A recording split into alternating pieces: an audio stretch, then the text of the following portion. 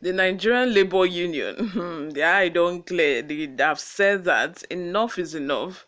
We are no longer going to be listening to all this your cock and bull story about being patient and persevere with you. We have tried. This time around, Nigerians are suffering and you need to do something about it ASAP. These people, it seems they mean business this time around, I would say, although we still have to wait and watch because I remember all the other planned strike that we've heard of and nothing came of it. This time around, they look serious because they stormed out of the meeting with FG yesterday. Before we go into the details of today's news, if you haven't subscribed to this channel, what are you waiting for? You're on YouTube and you're not subscribed to Newsroom Nigeria. Wow. Just know that you are missing. You are slacking. How can you be on YouTube and you're not subscribed to Newsroom Nigeria? Please go ahead and click on the subscribe button, turn on the post notification bell, share this video, leave your opinions in the comment section as well. Without further ado, let's delve right into the details of today's news. Fuel subsidy, NLC, TUC angrily storm out of meeting with FG. The leadership of the organized labor have allegedly stormed out of a meeting of a presidential steering committee on subsidy palliatives that was scheduled to take place at the presidential villa, Abuja. Recall that the steering committee meeting had met with the government delegation on Wednesday, where the two parties agreed to reconvene on Friday to brief from the three subcommittees set up to look into various demands. The steering committee was set up by the government to come up with palliatives that could cushion the effect of fuel subsidy removal on the workers. According to Vanguard, the president of the NLC, Joe Ajaero, had led his delegation to Chief of Staff's office, venue of the meeting, at about 5 p.m. on Friday, but were soon on their way out of the villa. But the meeting could not proceed because, according to some members of the steering committee, there was no quorum. Organized labor accused the federal government of using the meetings as a pretext to deceive Nigerians. A source at the meeting confirmed that three subcommittees, the mass transit, the compressed natural gas (CNG), and cash transfer subcommittees were supposed to be present to brief the steering committee on the measures put in place to cushion the effect of a fuel subsidy removal on the workers, but Labour claims that government officials who are members of the subcommittees were nowhere to be found. A visibly infuriated member of the steering committee said, and I quote, "They are not prepared for the meeting. That's the truth," maintaining that the government representatives had insisted that the meeting should proceed even though no quorum was formed. They are using cover to deceive Nigerians.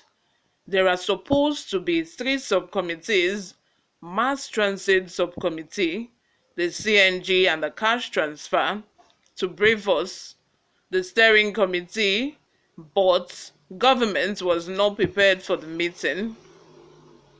In their introductory remarks, they made excuses and they wanted the meeting to continue. The meeting did not form a quorum. We are a people that operate on the basis of process.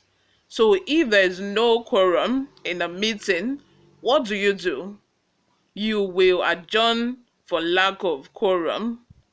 There was nobody to meet with. The chief of staff was not there. They are taking us like small children. It was, however, gathered that the chief of staff to President Bola Tinubu, Femi Gbajabiamila, had earlier waited for the Labour delegation with other members of the team at his conference hall. He later stepped out to attend to other official matters within the villa, while other members of the government team were waiting for the organized labour to arrive.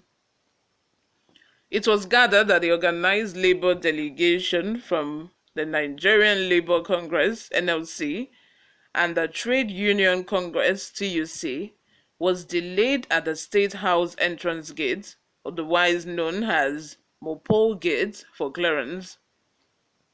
Vanguard reports that the names of a Labour delegation were not sent to the gate for clearance, which led to their delay for the meeting.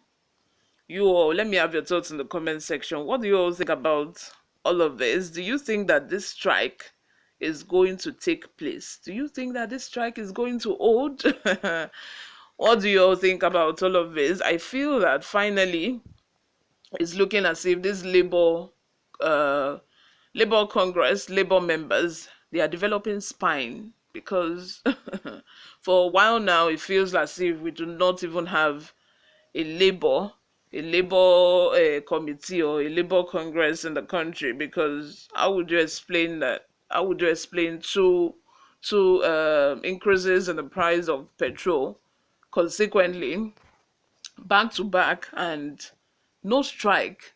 I could remember the days when, I think, was it the days of Jonathan, when petrol price was increased from how much to 150? I think it was increased to 150, and it felt like all hell was let loose, because Nigerians were on strike for, I think, a little more than a month. It was January, just before Christmas, just after Christmas, pardon me. And we were on strike. Nigerians were on strike for more than a month.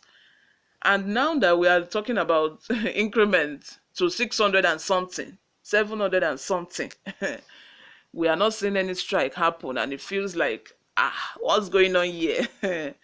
What's going on here? Do we even have an organized Labour Congress in the country at all?